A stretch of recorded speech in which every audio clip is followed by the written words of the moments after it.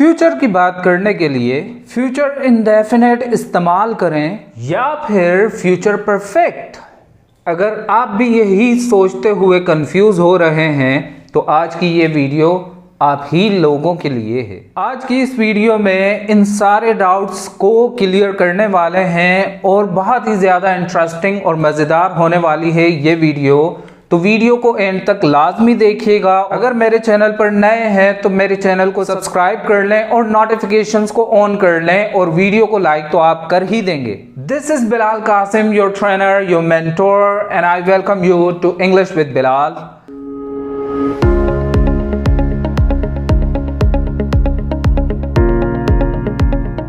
Well, without wasting more time, let's dive into future perfect and learn all the concepts deeply. So very first we are going to look at the use and the usage कि कब, कहाँ और किन situations में हमें future perfect का इस्तेमाल करना पड़ता है। To show a completed action before any specific time, point and action. Now what does it mean? कि फ्यूचर का ऐसा कंप्लीटेड एक्शन जो फ्यूचर के अंदर किसी पॉइंट, टाइम या फिर एक्शन से पहले कंप्लीट हो चुका होगा। Let me elaborate it deeply with the key points which are necessary, and the students usually get confused just because of these key points, because they are unaware of these key points. That's why they are not able to use the future perfect tense accurately. If I talk about the key points for using this tense in English, so there are two important key points. The first one is deadline and the other word is about these time expressions which are used in the future perfect tense. So very first I would like to talk about the deadline. What actually I mean by this?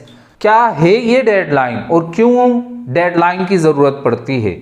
अब सवाल ये है कि future indefinite भी future की बात करने के लिए इस्तेमाल होता है, फ्यूचर परफेक्ट भी, तो हम फ्यूचर इंडेफिनेट को क्यों यूज ना करें फ्यूचर की बात करने के लिए, और हमें फ्यूचर परफेक्ट की जरूरत क्यों पड़ती है इंग्लिश में? वो इसलिए क्योंकि फ्यूचर परफेक्ट इस्तेमाल ही तब होता है जब हमें फ्यूचर का कोई टाइम, कोई पॉइंट या फिर कोई एक्शन दिया हुआ हो जिसको हम डेडलाइन कहते हैं। डेडलाइन से मुराद ये है कि उस वक्त के आने से पहले, उस वक्त के होने से पहले या फिर उस वक्त तक जब हम कोई काम करने की बात करते हैं और उस काम के मुकम्मल होने की बात करते हैं उस डेडलाइन से पहले, तो तब हम इस्तेमाल करते हैं फ्यूचर परफेक्ट का।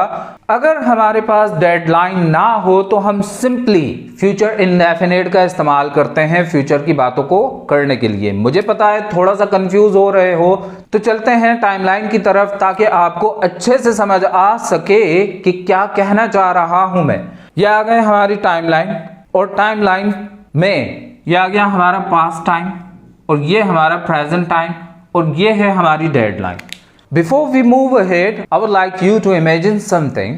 Let's suppose I'm an interviewer and you are having an interview. Okay? Now usually the interviewers ask one question: where do you see after 5 years? Or where will you be after 10 years? Or they may ask you, or they might ask you, where do you see yourself after 10 years?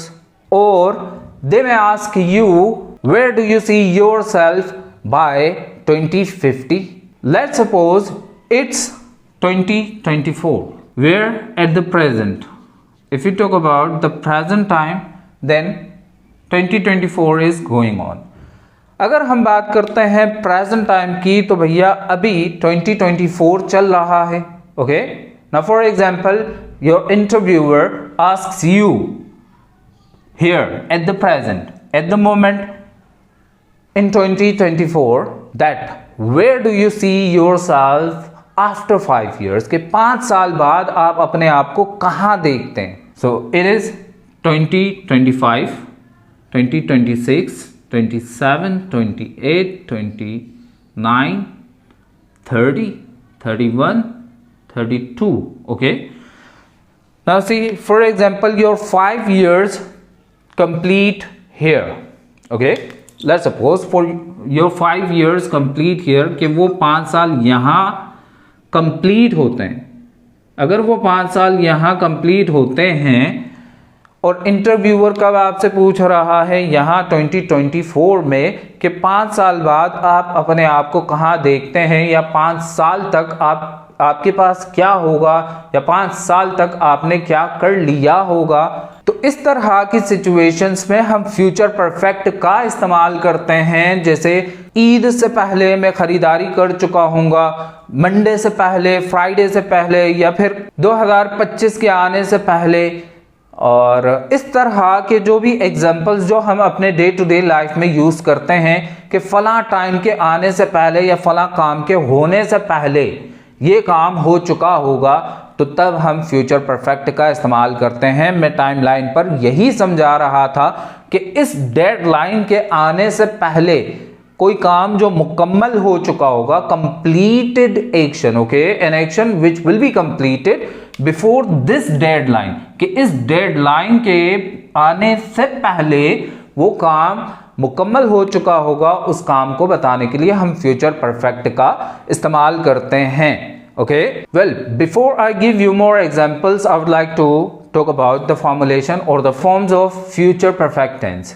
फॉर्मूले की अगर हम बात करते हैं तो future perfect है तो सब्जेक्ट आएगा विल हैव, वर्ब की थर्ड फॉर्म यानी कि पास्ट पार्टिसिपल फॉर्म. अगर वर्ब फॉर्म्स पर आपने मेरी वीडियो नहीं देखी है तो यहाँ आई बटन पर क्लिक करके आप मेरी फॉर्म ऑफ वर्ब्स की वीडियो को भी देख सकते हैं. फिर ऑब्जेक्ट, फिर बाय और व्हेन, यानी कि ये सेकंड की पॉइंट जो हमारा है जिसमें आ जाता है बाय, व्हेन, बिफोर, बाय में, बाय द एंड, या फिर by the time, by evening, by morning, by the end of this week, this month, this year, और by 2050 and etc. Okay, so it is the second key point which you need to know while using future perfect tense. So in our formula, as you can see, we have put all these time expressions. ठीक है, time को बताने वाले expressions connectors को use किया है. then plus time. अब जाहिर सी बात है कि फ्यूचर के अंदर हम दो काम या दो पॉइंट या दो बातों की बात कर रहे हैं कि फला काम के होने से पहले फला काम मुकम्मल हो चुका होगा, तो तब हम फ्यूचर परफेक्ट का इस्तेमाल करते हैं, तो टाइम की हम बात करते हैं. ठीक है, तो ये एक फर्स्ट पैटर्न है जिसकी मदद से हम फ्यूचर परफेक्ट का इस्तेमाल कर सकते हैं. Now let's talk about the second pattern which is written here. Subject plus will plus have plus verb third plus object plus by, when या connectors, rest of the connectors which I have mentioned here. Okay, then present simple और present indefinite. जी हाँ, तो दो तरीके से हम future perfect को अपने सेंटेंसेस में इस्तेमाल कर सकते हैं. अगर हमारी डेडलाइन में कोई टाइम मेंशन्ड है तो हम फर्स्ट फार्मूला यूज करेंगे. ठीक है, द फर्स्ट फार्मूला. और अगर हमारी डेडलाइन में कोई एक्शन मौजूद है तो हम प्रेजेंट इंडेफिनेट का इस्तेमाल करेंगे. इस बात का ख्याल रखना और इस बात को जहन नशीन करना कि फ्यूचर परफेक्ट है और फ्यूचर की बात कर रहे हैं तो सर क्या फ्यूचर इंडेफिनेट यूज नहीं होगा?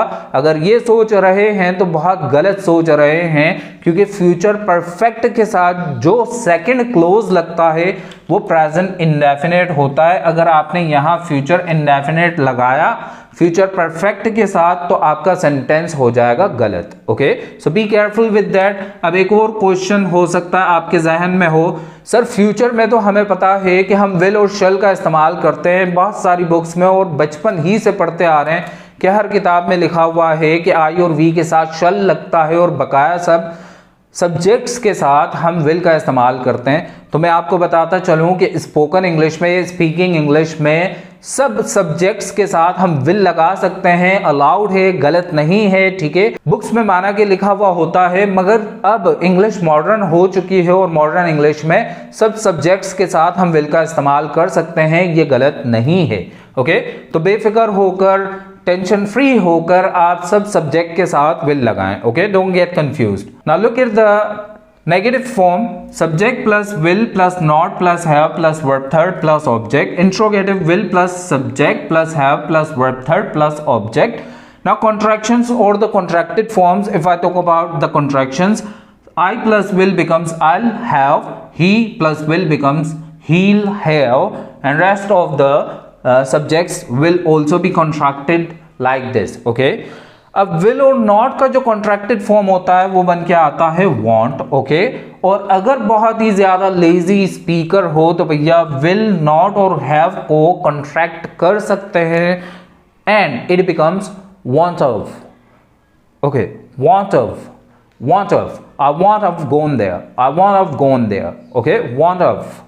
Clear? Let's look at a couple of examples for your better understanding. Now see, I'll have bought a car by 2040. For example, the 2040 comes here. आपसे इंटरव्यूअर ने पूछा कि 2040 तक 2040 तक आप क्या कर चुके होंगे या आपने क्या कर लिया होगा. अब आप क्या कह रहे हो, कहाँ, यहाँ प्रेजेंट टाइम में खड़े रहते हुए, यहाँ इस टाइम पर मौजूद रहते हुए आप क्या कह रहे हैं, I will have bought a car by 2040 कि 2040 से पहले मैं कार खरीद चुका हूँगा. 2040 यहाँ आएगा और इससे पहले आप कार खरीद चुके होंगे.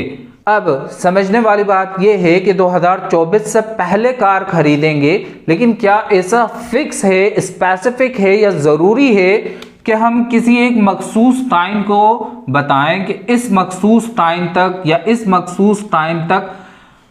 नहीं, ऐसा जरूरी नहीं है. यानी कि इन ईयर्स के दरमियान की बात हो रही है कि 2024 से लेकर 2040 के दरमियान ये जितने भी ईयर्स आ रहे हैं, इन ईयर्स में से किसी भी एक ईयर में या किसी भी एक मंथ में या ईयर में कार खरीद सकते हैं, यानी कार खरीद लूंगा. समझ आ रही है बात? तो कोई स्पेसिफिक नहीं है कि 2040 से पहले. जी, इंपॉर्टेंट ये है कि आपने इस डेड लाइन का ख्याल रखना है कि इससे पहले अगर कोई एक्शन आपका कंप्लीट हो जाता है उसको हम फ्यूचर परफेक्ट से बताते हैं. तो 2040 के आने से पहले मैं कार खरीद चुका हूंगा, तो इसको हम फ्यूचर परफेक्ट से कैसे ट्रांसलेट करेंगे? I will have bought a car by 2040. Okay, now interviewer asked again, what will be your designation by April 2040? कि 2040 के अप्रैल तक या पहले आपकी डेजिग्नेशन क्या होगी? So you are a naughty fella. Now you answer, I'll have had your designation by April 2040. कि मेरे पास आपका जो ओहदा है या आपका जो रुतबा है या आपका जो रैंक है 2040 के अप्रैल तक मेरे पास आपका ओहदा होगा. 2040 के अप्रैल से पहले, अब समझो जरा, 2040 के अप्रैल से पहले, तो 2040 यहाँ आ रहा है, इससे पहले मेरे पास ये वाला डेजिग्नेशन होगा. Do you remember an example which I had given while teaching you the past perfect? Past perfect पढ़ाते वक्त एक सेंटेंस आपको दिया था और सेंटेंस कुछ यूं था कि डॉक्टर के आने से पहले मरीज मर चुका था. अगर मैं इस सेंटेंस की बात करूं कि इस सेंटेंस को अगर हम फ्यूचर में लेकर जाएं, ओके, वहां हम पास्ट की बात कर रहे थे और पास्ट के दो एग्जाम्पल सेंटेंसेस की बात कर रहे थे. अगर हम फ्यूचर की बात करें और फ्यूचर की बात करते हुए हम ये कहें कि फला काम के होने से पहले फला काम हो चुका होगा, so is it possible? Yes, it is. Okay, let's have the same example. Okay, the example which I had given you before, now let me give you that example so that I can clarify all the things. अब past perfect में उस sentence को हमने कुछ translate किया, before the doctor arrive the patient had died. Here if you want to talk about the future, तो deadline हमारी क्या है कि डॉक्टर के आने से पहले, डॉक्टर के आने से पहले the doctor arrives here. Okay, doctor यहाँ आएगा और इससे पहले मरीज मर चुका होगा. ओके, मरीज मर चुका होगा. So let's translate this sentence into English. The patient, okay, The patient will have died by the time the doctor arrives. Okay, it is our present indefinite. If you haven't watched my video on present indefinite, you can also watch that video on my channel. Okay, अब यहाँ देखें, मैंने second formula use करते हुए इस फार्मूले के मुताबिक आपको एक एग्जांपल दी है कि फ्यूचर परफेक्ट के साथ हमें जो दूसरा क्लोज, यानी दूसरा क्लोज जो हमें यूज करना है तो वो प्रेजेंट इंडेफिनिट में होगा. So it is the example, the perfect example while using the example which we had already used in the past perfect. Okay, the patient will have died by the time the doctor arrives. Okay, कि doctor के आने से पहले मरीज मर चुका होगा. Doctor यहां आएगा और मरीज पहले, डॉक्टर के आने से पहले मर चुका होगा. अक्सर स्टूडेंट्स ट्रांसलेशन के लिए ये पूछते हैं कि सर उर्दू ट्रांसलेशन क्या होती है, उर्दू या हिंदी के एंड में क्या आता है सेंटेंसेस के. तो मैं ज़्यादा कंफ्यूज नहीं करूंगा और सिंपली ये बताना चाहूंगा कि फ्यूचर इंडेफिनिट की जो उर्दू है, गा, गी या फिर गे, वो उर्दू भी हमारी फ्यूचर परफेक्ट की उर्दू हो सकती है.